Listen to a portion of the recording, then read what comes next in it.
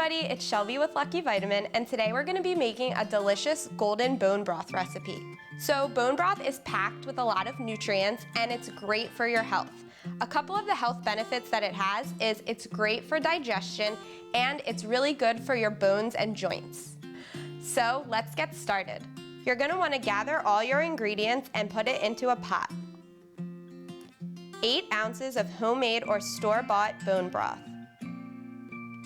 1/4 to 1/3 cup coconut milk. 1/2 teaspoon ground turmeric powder or 1 1/2 teaspoons fresh ground turmeric. 1/4 teaspoon salt. 1/4 teaspoon pepper. And 1/4 teaspoon garlic powder or 1 whole garlic clove. Once all your ingredients are in the pot, you're gonna wanna stir well and then let it simmer for 10 minutes.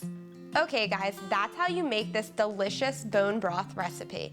If you like videos like this, make sure to subscribe to Lucky Vitamin's YouTube channel. And if you have any questions or comments on this recipe or wanna know a little bit more, leave us a comment down below and we'll get back to you as soon as we can. Thanks for watching, bye.